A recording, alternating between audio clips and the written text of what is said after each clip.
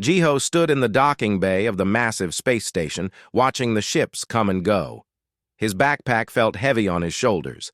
Inside were things that most aliens would think were strange: spices, cooking oils, dried peppers, a small container of gochujang that he had protected like treasure during his journey from Earth. The Starlight Wanderer was not the biggest ship Jiho had ever seen, but it was impressive. The vessel stretched out before him, its silver hull gleaming under the station's artificial lights. He had been traveling for 3 months to get here, moving from one transport to another, always heading deeper into alien space. This ship would be his home for the next year while he worked as an engineer. A tall figure approached him. She had fur that looked soft and gray, with darker stripes along her arms. Her ears were pointed and sat high on her head. Her eyes were large and golden like a cat's eyes. This was Captain Nari of the Valari species. "You are the human engineer?" she asked. Her voice had a purring quality to it. "Yes, Captain. My name is Jiho. Thank you for accepting my contract," he said, bowing slightly the way his grandmother had taught him. Captain Nari's ears twitched.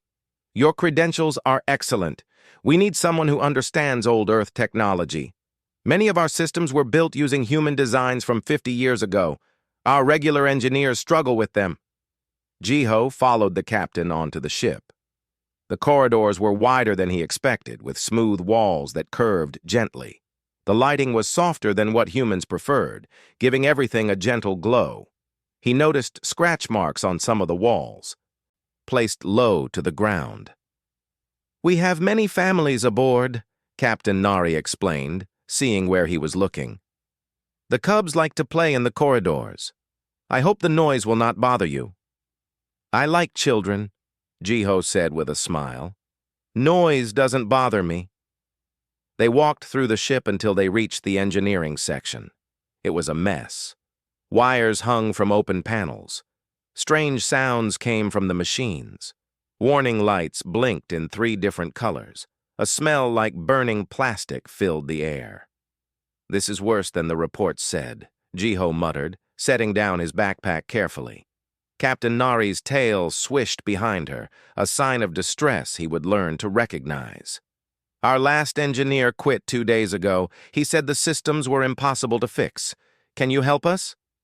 Jiho walked around the room, examining everything. He pulled out a small device from his pocket and began scanning the systems. The other Valari engineers watched him with curious eyes. They whispered to each other in their own language, a mix of sounds that included purrs and chirps. "This connection here is wrong," Jiho said, pointing to a junction box. "And this power regulator is installed backward. These are simple mistakes, but they cause big problems." He worked for 6 hours straight. The Valari engineers gathered around him, watching as he fixed one problem after another. He explained everything he did in simple terms, making sure they understood.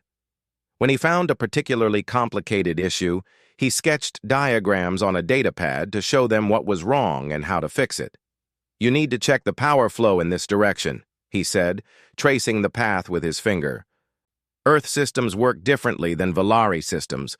The current flows opposite to what you expect."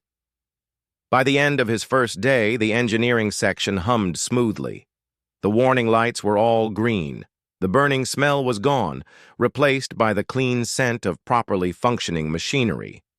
The Valari engineers looked at Jiho with something like awe. Captain Nari returned to inspect the work. Her ears stood straight up, a sign of pleasure. "Remarkable. You fixed in hours what others could not fix in weeks." "The problems were not that hard," Jiho said modestly. "Your engineers are skilled. They just needed to understand how human technology thinks." "You have earned my respect," Captain Nari said. "Is there anything you need? Anything we can provide to make your quarters more comfortable?" Jiho thought for a moment. This was his chance. "Actually, Captain, there is one thing. I would like access to the galley, the food preparation area." The Valari around him became very quiet. Captain Nari's ears flattened slightly. The galley? You do not like our food synthesizers? We have human nutrition programs installed. The synthesizers are fine, Jiho said quickly. But I enjoy cooking. Real cooking, with real ingredients. It helps me relax after work. I brought supplies from Earth. I promise not to interfere with regular mealtimes or make a mess. Captain Nari's tail curled thoughtfully. You want to prepare food yourself? With heat and tools? Yes, exactly. The concept seemed to confuse her. The Valari had used food synthesizers for generations. The idea of cooking was something from their ancient past, before space travel. But Jiho had saved their engineering systems. He had earned a favor. Very well, Captain Nari said slowly. I will grant you access to the auxiliary galley. It is a small kitchen that we rarely use. You may cook there, but you must follow safety protocols. Open flames must be contained, ventilation must be active, and you must clean everything when you finish. I understand, Captain. Thank you, Jiho said, trying not to smile too widely. That night, Jiho unpacked his precious ingredients in his small quarters. He had dried mushrooms, packets of seaweed, containers of spices, and jars of sauces. He had rice that he had carried across 3 star systems. He had everything he needed to cook the foods of home. Tomorrow, he would explore the auxiliary galley and see what tools were available. He would start with something simple. Maybe a stew, or perhaps some fried rice, something that would fill the ship with good smells and remind him of Earth. Jiho did not know it yet, but his cooking was about to change everything on the Starlight Wanderer. The moment he lit his first burner and the first aromatic compounds began to drift through the ventilation system, life on the ship would never be the same. He fell asleep that night dreaming of recipes and imagining the surprised faces of the Valari when they smelled real food for the first time. The auxiliary galley was smaller than Jiho expected, but it had everything he needed. There was a heating unit that could be adjusted to very high temperatures.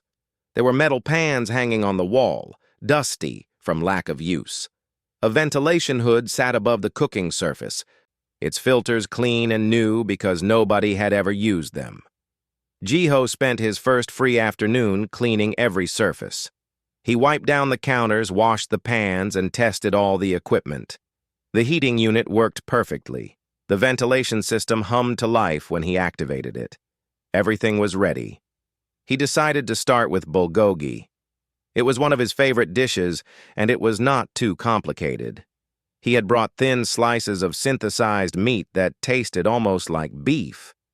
The ship's synthesizers could make basic proteins, even if they could not make them taste interesting. But Jiho would fix that. From his carefully packed supplies, he pulled out soy sauce, sesame oil, garlic powder, and ginger. He had a small amount of brown sugar that he had traded for at the space station.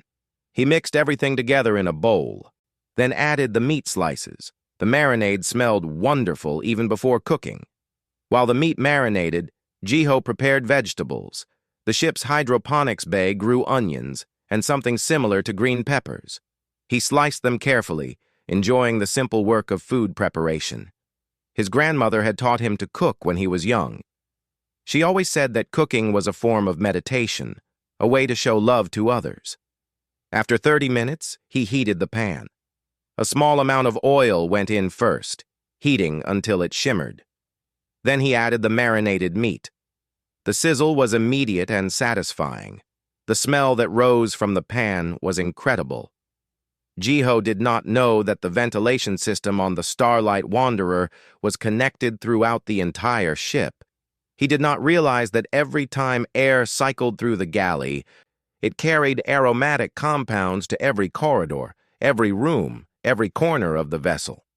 The smell of cooking bulgogi began to spread like an invisible wave through the ship. In the family quarters, 3 young Valari were playing a game with digital blocks. Hana was the oldest at 7 years old in human terms. Her fur was white with black spots. Minho was 6, with solid gray fur and a mischievous personality. Yuna was the youngest at 5, with brown fur and the biggest eyes anyone had ever seen. Hana's nose twitched first.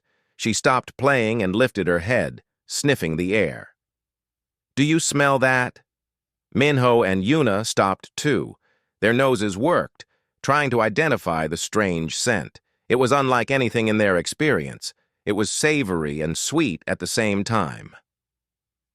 It made their mouths water in a way that synthesized food never did. "What is it?" Yuna asked, her voice full of wonder.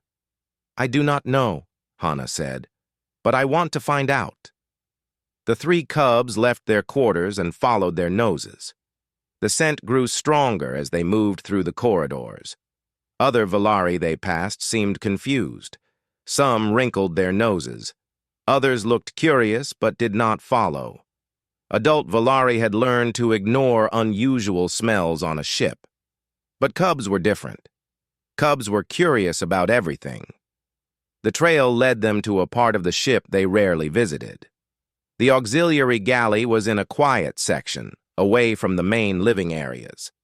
The door was slightly open, and the most amazing smell poured out from the gap. Hana pushed the door open wider, and all 3 cubs peered inside.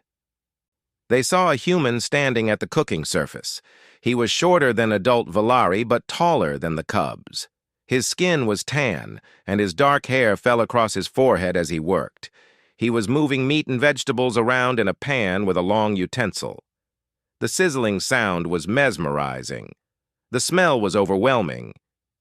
Jiho turned and saw 3 small faces staring at him with enormous eyes. He nearly dropped his cooking spoon in surprise. "Oh, hello there," he said, recovering quickly. He set down his spoon and wiped his hands on a cloth. "Are you lost?" The cubs did not answer. They were frozen, their noses twitching frantically. Their eyes were locked on the pan. Jiho smiled. He recognized that look. He had seen it on his nephew's face back on Earth when smelling his grandmother's cooking. "Are you hungry?" Hana finally found her voice. "What are you doing?" she asked in a whisper. "I am cooking," Jiho explained. "I am making food with heat and ingredients. It is something humans do. It smells—" Minho could not finish the sentence. He did not have words for what he was experiencing. "It smells like magic," Yuna whispered. Jiho laughed. "It is not magic. It is just cooking. Would you like to see?" The cubs crept closer, moving as a group. They stood near the cooking surface, but not too close to the heat. Their eyes followed every movement as Jiho added the vegetables to the pan. The sizzle grew louder. The smell became even more intense. "What I am making is called bulgogi," Jiho explained. "It is food from my home on Earth. The meat is cooked with sweet and salty flavors. These vegetables add crunch and freshness. When everything cooks together, the flavors mix and become something special." "Can we taste it?" Hana asked boldly. Minho and Yuna nodded eagerly, their tails swishing with excitement. Jiho hesitated. He did not know if Valari could eat human food. Their biology was different. But the cubs looked so hopeful, and the dish was made from ingredients that were safe for many species. The meat was synthesized protein. The vegetables were from the ship's own garden. The seasonings were in small amounts. "Let me prepare a very small sample," he said. "Just a tiny taste to make sure it is safe for you." He took 3 small plates and put a single piece of meat on each one, along with a few vegetables. The cubs watched his every movement. When he handed them the plates, they held them like precious treasures. "It is hot," Jiho warned. "Blow on it first, like this." He demonstrated, and the cubs copied him, their cheeks puffing out as they blew on the food. Hana was the bravest. She picked up the piece of meat with her fingers and took a careful bite. Her eyes went wide. Her ears stood straight up. A purring sound started deep in her chest. "This is the best thing I have ever tasted," she said in amazement. Minho and Yuna quickly tried their samples. The same reaction happened. Their purring filled the small galley. They savored every bite, making the small portions last as long as possible. "More?" Yuna asked hopefully when her plate was empty. "We need more," Minho agreed. "We are official samplers now," Hana declared with authority. "We will stay here and make sure all your cooking tastes good. It is our job." Jiho laughed again, but the cubs looked very serious. They sat down on the floor right there in the galley, their tails curled around their feet. They clearly had no intention of leaving, and that was how Jiho's quiet cooking time became much more interesting. The cubs had declared themselves samplers, and no amount of reasoning would change their minds. They had discovered something wonderful, and they were not going to let it go. Jiho tried to continue cooking, but it was difficult with 3 pairs of eyes watching his every move. The cubs sat on the floor of the galley in a neat row. Hana was in the middle, with Minho on one side and Yuna on the other. Their heads moved in unison, following his hands as he worked. "You know," Jiho said gently, "you should probably go back to your families. They might worry about you." "We sent a message," Hana said, without looking away from the cooking pan. "We told our parents we are doing important work." "Important work?"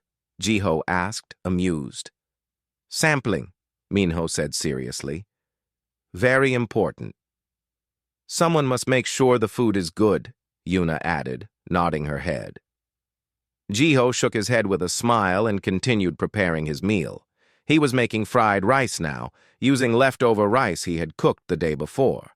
The pan heated, and he added oil, then went in the rice, spreading it across the hot surface. The satisfying sizzle filled the galley again. He added small pieces of vegetables, some scrambled eggs from the synthesizer, and a splash of soy sauce. The smell changed, becoming nutty and rich. The cubs' noses worked overtime, their whiskers trembling. "What is that new smell?" Hana asked. "Soy sauce," Jiho explained. "It is made from fermented soybeans. Fermentation is when you let food change over time in a controlled way. It creates deep, complex flavors." "Fermentation," Yuna repeated slowly as if learning a magic word. Jiho was adding the final touches to his fried rice when he heard a sound in the corridor. Footsteps. Many footsteps. Small footsteps. The galley door opened wider and 4 more Valari cubs peered inside. They had clearly followed the smell, just like Hana, Minho, and Yuna had done. Their eyes were wide with curiosity. Their noses twitched eagerly. "Hana told us about the humans' magic food," one of them said. This was Bora, a cub with reddish-brown fur. "I am Tay," said another, smaller than the rest with cream-colored fur. "Can we sample too?" Before Jiho could answer, the 4 new cubs rushed inside and sat down next to the first 3.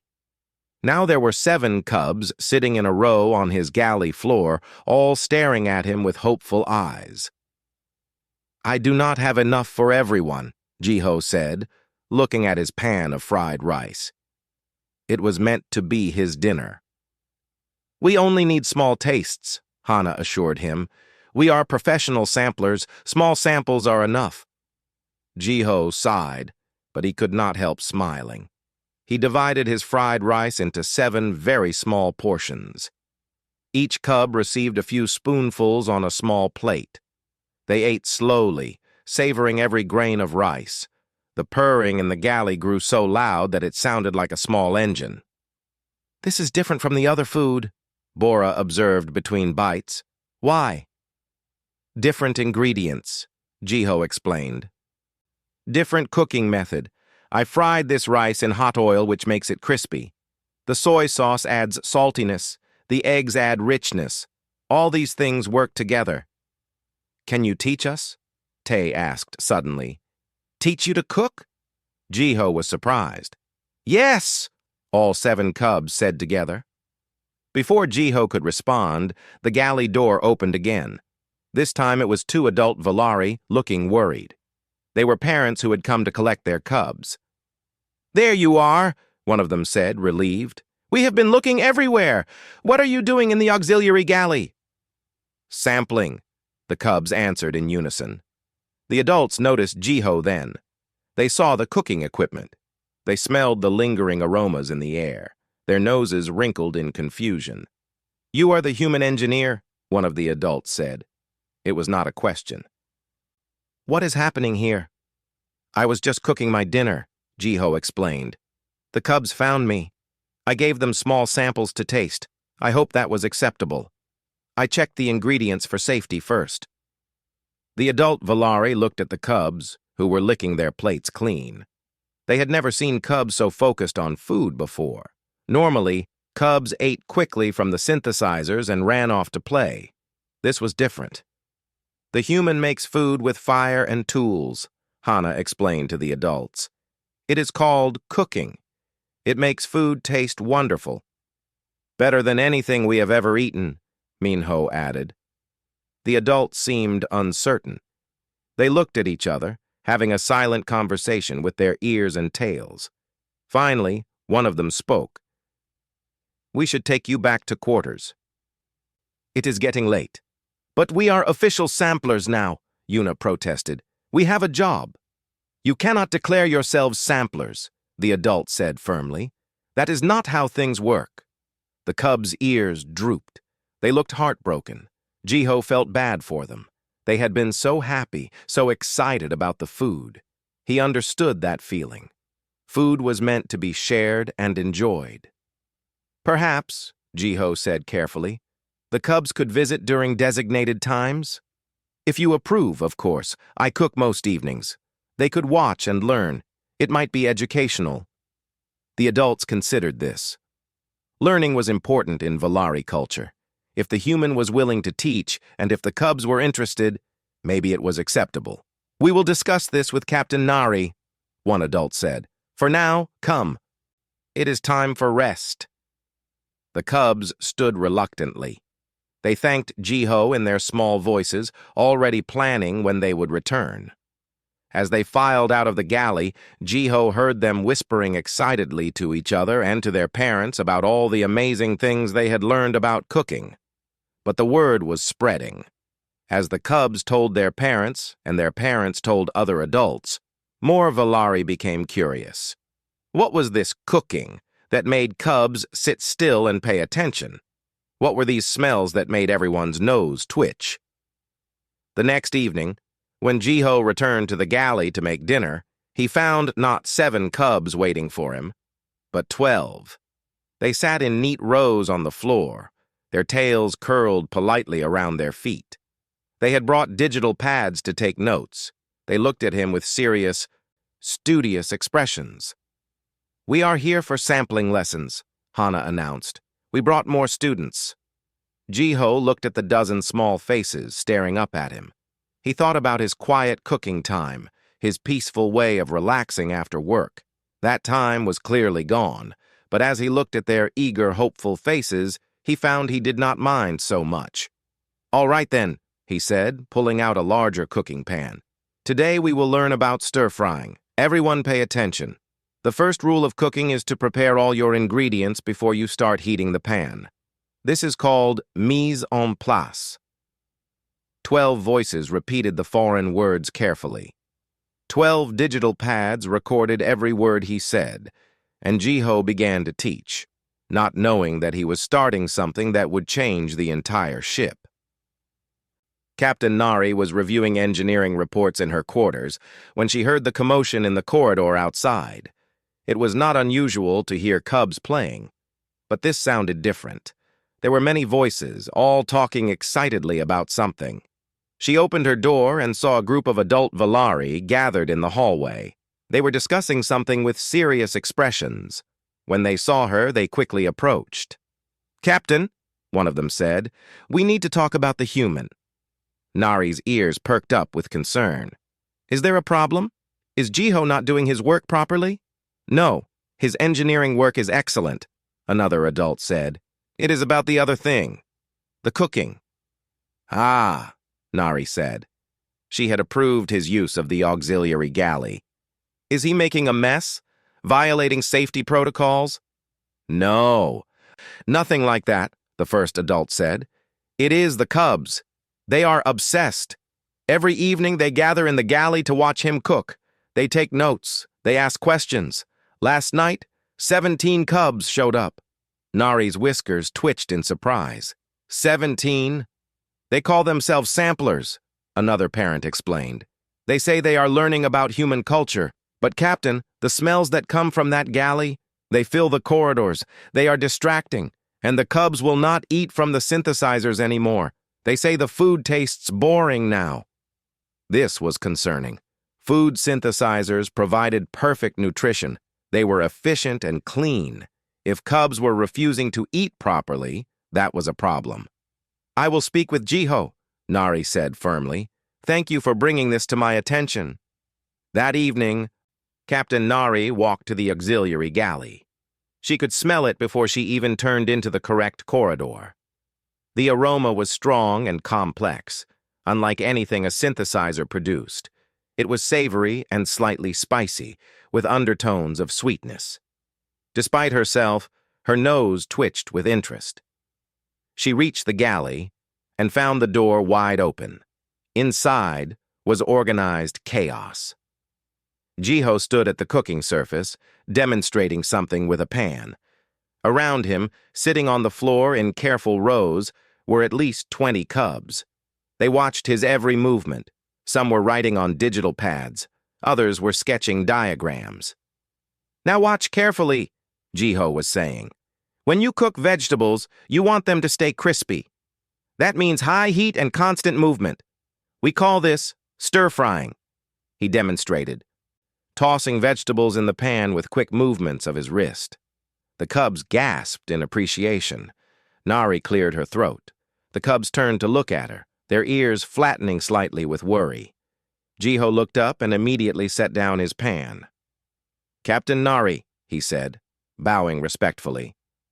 I did not expect you. We need to talk, Nari said. Cubs, please return to your quarters. The cubs protested with mewing sounds, but one stern look from their captain made them comply.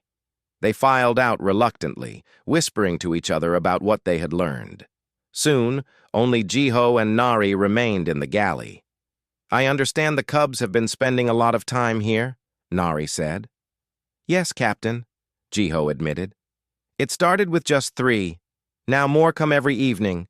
I have been teaching them about cooking. I thought it was harmless. They are refusing to eat from the synthesizers, Nari said. Their parents are worried. Jiho looked distressed. I never meant to cause problems. I just wanted to cook my own meals. The cubs were curious. I thought sharing knowledge was good. Nari walked further into the galley. She examined the cooking surface, the pans, the various ingredients Jiho had arranged on the counter. Everything was clean and organized. He was clearly following safety protocols. What are you making now? She asked. Japchae, Jiho said. It is a dish with glass noodles and vegetables. I was teaching the cubs about different cooking temperatures and timing.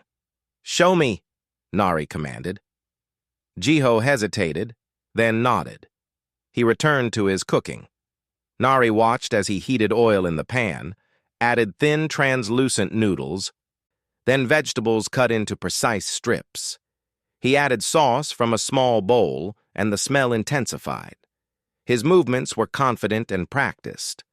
There was something almost meditative about the way he worked. Cooking is about more than just making food, Jiho explained as he worked. For humans, it is about care. When you cook for someone, you are giving them your time, your attention, your creativity. You are saying that they are worth the effort. Synthesizers are more efficient, Nari pointed out. Yes, Jiho agreed. But efficiency is not everything.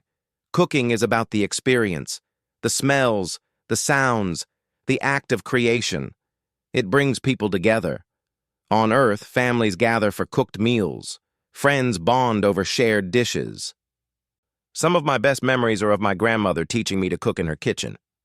He finished the dish and plated a small portion. He hesitated, then offered it to Nari. Would you like to try, Captain? Then you can judge for yourself if this is harmful. Nari looked at the plate. The food was arranged beautifully, the colors bright and appealing. The smell was incredible. Her scientific mind told her it was just proteins and carbohydrates arranged differently than synthesizer food. But something deeper, something primal, responded to those aromas. She took the plate and a utensil. She lifted a small amount to her mouth and tasted it carefully. The flavor exploded on her tongue. It was sweet, savory, slightly salty, with a hint of sesame. The noodles were chewy, the vegetables were crisp, and everything worked together in a way that was greater than the sum of its parts. She felt warmth spread through her chest, and without meaning to, she began to purr. Nari took another bite, then another. She had lived for 40 years and thought she understood food. But this was different. This was not just nutrition. This was art. This was emotion made tangible. This was what Jiho had said. Care, attention, creativity, all mixed together and shared. She finished the entire portion, something she never did with synthesizer meals. She ate every last strand of noodle, savoring it all. "This is remarkable," she said quietly. "Thank you, Captain," Jiho said. Nari set down the empty plate. Her mind was racing. She thought about the cubs, about how they had responded to this food. They were not just enjoying the taste. They were learning about culture, about history, about a different way of thinking about something as basic as eating. They were experiencing joy. "In Velari culture," Nari said slowly, "we value efficiency and logic. We eliminated cooking generations ago because synthesizers were better. But I think we lost something. I did not realize it until now." "Every species has different values," Jiho said diplomatically. "The cubs are learning," Nari continued. "They are learning that food can be more than fuel. They are learning patience as they watch you cook. They are learning about chemistry and timing and culture. And they are learning about joy." She paused. "Perhaps that is worth some disruption to our routines." Jiho looked hopeful but cautious. "Does this mean I can continue?" Nari's ears stood up straight, and her tail swished thoughtfully. "Yes, but with conditions. You will establish a proper schedule for teaching. You will coordinate with parents so cubs do not miss other important activities. And you will teach some willing adults too, so we understand what you are teaching our young ones." "I would be honored," Jiho said, bowing again. "One more thing," Nari added. "Tomorrow evening, can you cook enough for the senior staff? I think they need to experience this for themselves." Jiho smiled. "Of course, Captain. I will prepare a feast." 3 months had passed since Captain Nari's first taste of Jiho's cooking. The Starlight Wanderer was no longer the same ship. The auxiliary galley had been expanded and upgraded. What was once a small, forgotten kitchen was now a bustling center of activity. Jiho stood at the main cooking station, demonstrating how to make kimchi pancakes to a group of 8 Velari adults. They watched intently, their digital pads recording every step. Some of them still struggled with the concept of tasting and adjusting seasoning, but they were learning. "Remember," Jiho said, flipping a pancake with practiced ease, "cooking is not about following exact measurements. It is about understanding how ingredients work together. Taste as you go. Adjust. Make it your own." Near the back of the galley, his most dedicated students worked at smaller stations. Hana was carefully chopping vegetables, her knife skills impressive for someone so young. Minho was stirring a pot of soup, checking the temperature regularly. Yuna was mixing a marinade, her tiny paws measuring spices with serious concentration. These 3 cubs had become his official apprentices. They came to the galley every day after their studies. They had learned the basics and were now developing their own cooking styles. Hana loved making spicy dishes. Minho preferred soups and stews. Yuna had a talent for desserts and sweet things. "Chef Jiho," Hana called out. using the title she had given him. "Can you check my vegetable cuts?" Jiho walked over and examined her work. The vegetables were cut into uniform pieces, perfect for even cooking. "Excellent work, Hana.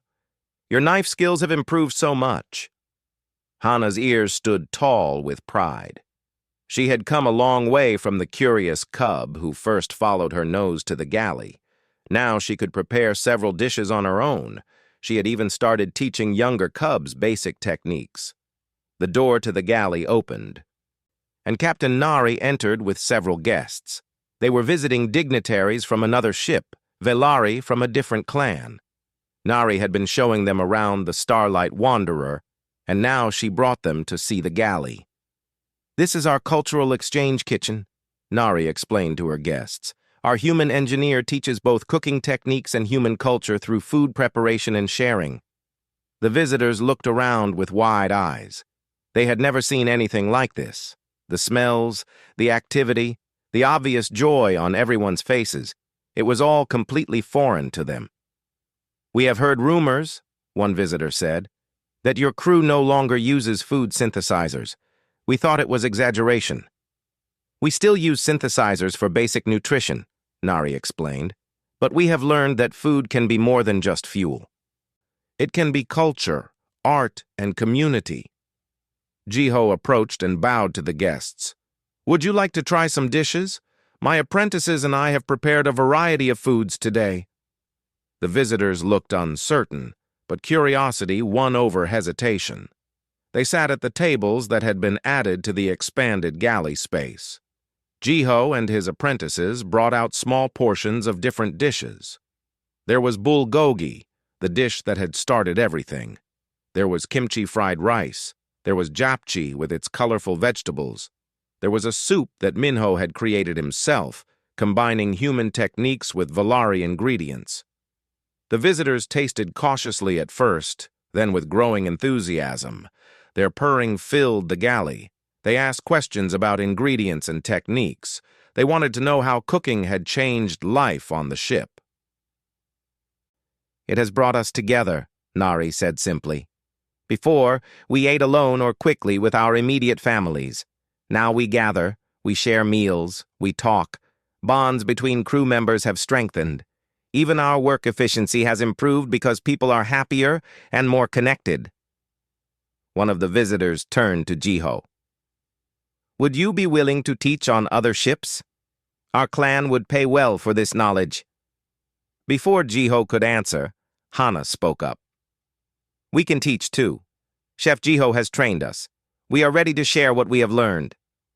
Jiho smiled at his apprentice's confidence. "Hana is right. Cooking is meant to be shared. Knowledge should spread.